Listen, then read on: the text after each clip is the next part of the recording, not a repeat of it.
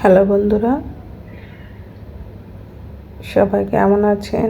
সবাইকে নমস্কার। আশা করি যে যেখান থেকে এই মুহূর্তে ভিডিওটি দেখতেছেন সবাই অনেক ভালো আছেন, সুস্থ আছেন। আমি নূপুর সাহা কিচেন অ্যান্ড ব্লগ থেকে বলতেছি, ঢাকা কল্যাণপুর থেকে। আমি এখন তৈরি করব পাকা আম দিয়ে মালপোয়া। পাকা আমের মালপোয়া তৈরি করতে লাগবে পাকা আম, চিনি আর আটা অথবা চালের গুঁড়া। আমি এখানে পাকা আম মিক্সিতে নিয়েছি আর নিলাম 1.5 কাপ পরিমাণ আটা, স্বাদমতো লবণ, চিনি আর একটা ডিম। সবগুলো একসাথে নিয়ে ভালো করে ব্লেন্ড করে নিয়েছি। একটা বাটিতে ঢেলে নিয়েছি। আমি এর ঘনত্বটা দেখিয়ে দিচ্ছি।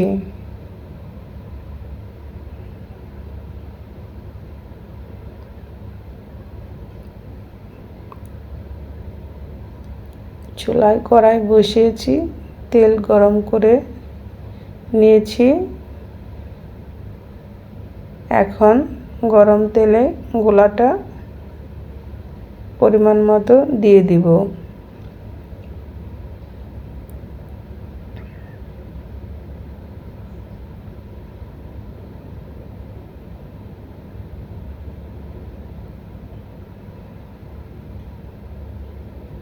আম দিয়ে মালপোয়া খেতে খুবই সুস্বাদু আর বানানোটাও খুবই সহজ।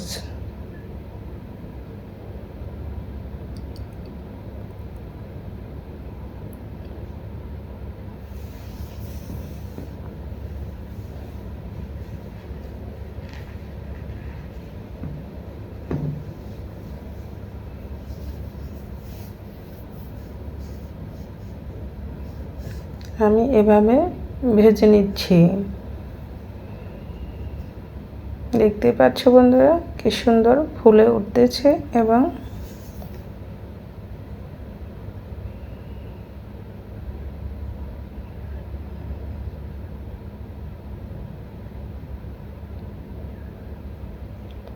যদি আমার ভিডিওর কোনো অংশ ভালো লাগে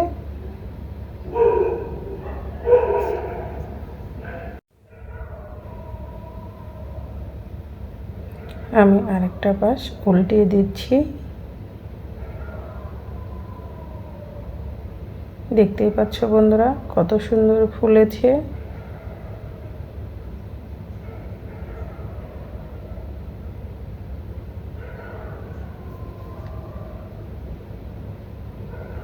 আমি এইভাবে সবগুলো ভেজে নেব। আমি একসাথে ছোট ছোট করে 3টে দিয়ে দেখতেছি কেমন হয়। তবে একসাথে 3-4টা দিলে খুব বেশি সুন্দর হয় না। তবে একটা একটা বানিয়ে নিলেই খুব সুন্দর হয়।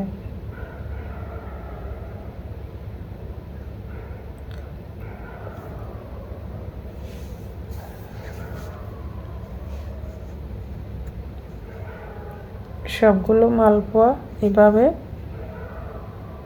বানিয়ে নিচ্ছি।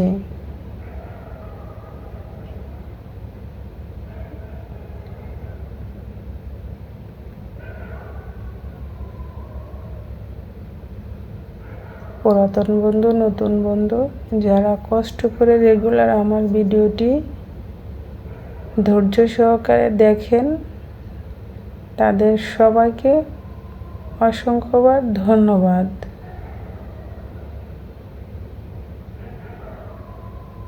আর নতুন বন্ধু যারা এই মুহূর্তে আমার ভিডিওটি ভিজিট করতেছ তাদের বলতেছি, যদি ভিডিওর কোনো অংশ ভালো লাগে তবে লাইক কমেন্ট শেয়ার করে পাশে থাকবে। আর আমার এই ছোট্ট চ্যানেলটি ভালো লাগলে সাবস্ক্রাইব করে দিবে, আর আমার কমিউনিটিতে একটা নক করে যাবে।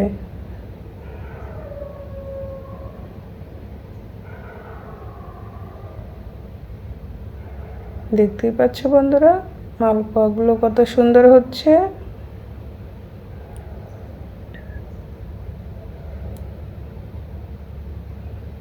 যদি আমার এই রেসিপিটি ভালো লাগে একবার হলেও ট্রাই করবে। এখন আমের সিজন, আম শেষ হয়ে যাওয়ার আগে এভাবে একবার হলে ট্রাই করে দেখুন।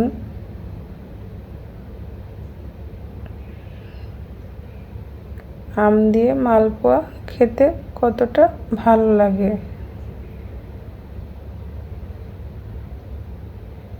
আমি এখানে প্লেটের টিস্যু দিয়ে মালপোয়াগুলো নামিয়ে নিয়েছি। যে মালপোয়া থেকে যে তেলটা আছে টিস্যুতে টেনে নিবে।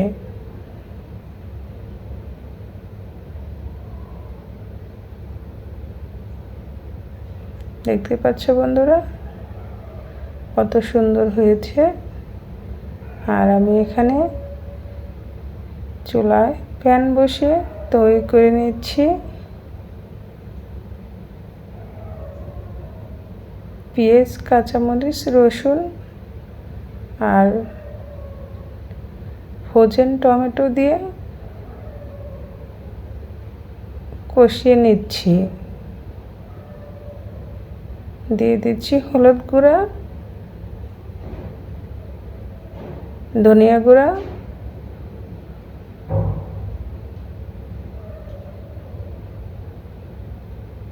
স্বাদ মতো লবণ দিয়ে মশলাটাকে ভালো করে কষিয়ে নেব।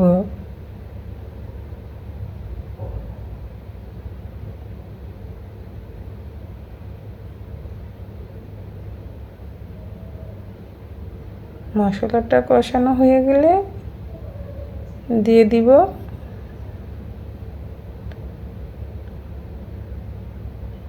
ছোলা। আমি ছোলাগুলো সিদ্ধ করে ডিপ ফ্রিজে রেখে দিয়েছিলাম, এখন বের করে সরাসরি দিয়ে দিলাম। অল্প পরিমাণ জল দিয়ে এখন নেড়ে চেড়ে বেশ কিছুটা সময় রান্না করে নেব। যতটুকু জল দিয়েছি জলটা পুরো শুকিয়ে নেব। এই ছিল আমাদের আজকে বিকেলের নাস্তা, আম দিয়ে মালপোয়া আর ছোলা ভুনা।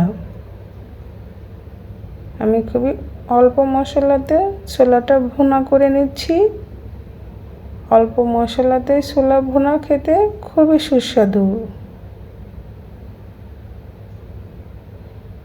আমি জানি তোমরা সবাই ছোলা ভুনা করতে পারো এবং আমার থেকে আরও সুন্দর করো, তবে আমার মতো এই অল্প হালকা মশলা দিয়ে ছোলা ভুনা করে একবার খেয়ে দেখো, খেতে খুবই সুস্বাদু।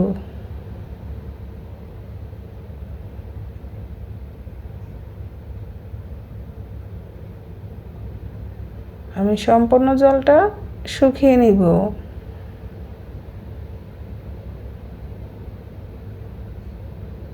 আমার ছোট্ট দুইটি সোনামার আমার হাতের ছোলা ভুনাটা তাদের কাছে খুবই ভালো লাগে। আমি মাঝে মাঝে ওদের এভাবে করে দিই। বাসায় বিকেলবেলা মুড়ি দিয়ে দুবনে বসে খায়।